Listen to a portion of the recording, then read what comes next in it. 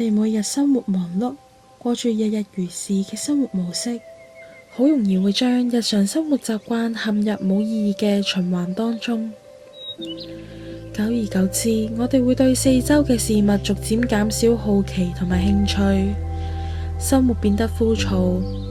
我哋嘅身體亦都會感到疲倦。跟住落嚟，我想邀請大家嘗試專注享受當下每一刻，喺單調重複嘅生活入邊發掘新鮮感。有研究指出，集中專注做一件事，唔單止可以提升生產力，亦都會有愉悅嘅感覺。而家我會帶大家走入大自然環境入邊進行呼吸練習，加強大家嘅視覺同聽覺感官。喺過程入邊，邀請大家學習觀察自己，探索自己嘅身心狀態，花少少時間同自己相處，尋找我哋內心嘅平靜。如果可以，請你揾一個寧靜嘅地方進行呢一個練習。你可以選擇安坐喺一張凳上面，調整好坐姿，雙腳平穩放喺地下，而雙手可以輕輕放喺自己大腿上面，保持挺直而舒適嘅坐姿，俾自己舒適咁樣坐喺度。如果你喜歡嘅話，你可以合上雙眼，又或者垂低視線望向前面地下嘅某一點。而家你可以將專注力放喺自己嘅呼吸上面，留意一吸一呼，吸氣，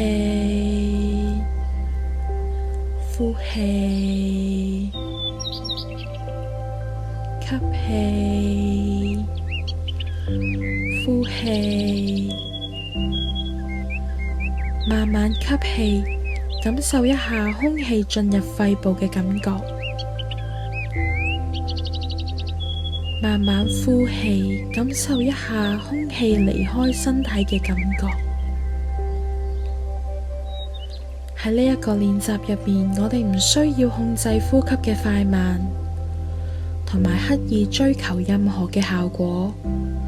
我哋只需要好自然咁樣吸氣同埋呼氣。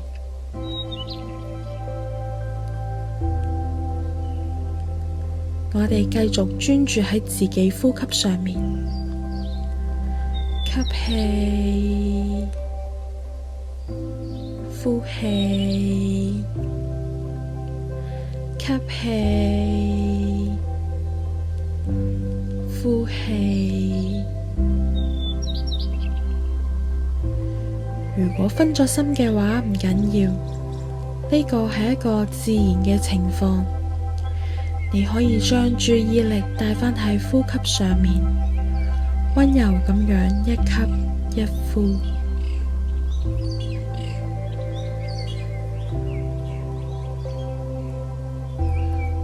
過程中，我哋可以留意一下自己當下呢一刻內在嘅反應，例如我哋嘅想法、情緒同埋伴隨嘅身體感覺。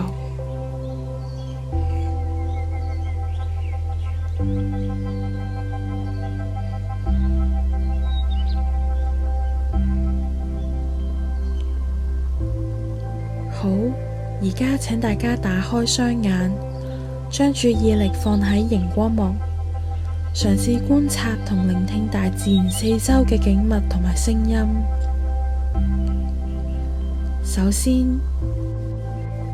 用耳仔聽下樹葉發出嘅聲音，然後再仔細用眼睛觀察樹嘅形態、樹葉嘅顏色同埋形狀。當陽光照射落棵樹嘅時候，色澤有冇變化呢？當微風吹過呢棵樹嘅時候，樹嘅形態又有冇改變呢？過程入面，如果分咗心都唔緊要㗎，慢慢將心神穩定落嚟，我哋繼續觀察樹葉嘅變化。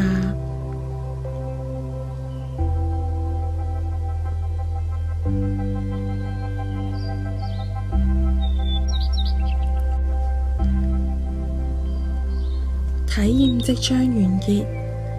而家大家可以慢慢俾身體靜止落嚟，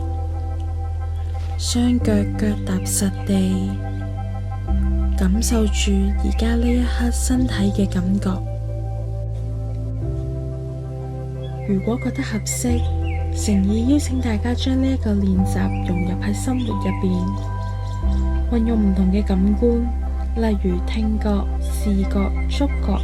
等等去探索一下，俾自己可以全程投入咁專注當下，有意識咁觀察每一刻嘅感覺，或者你會喺過程中發現一啲從來都冇留意過嘅新鮮事物。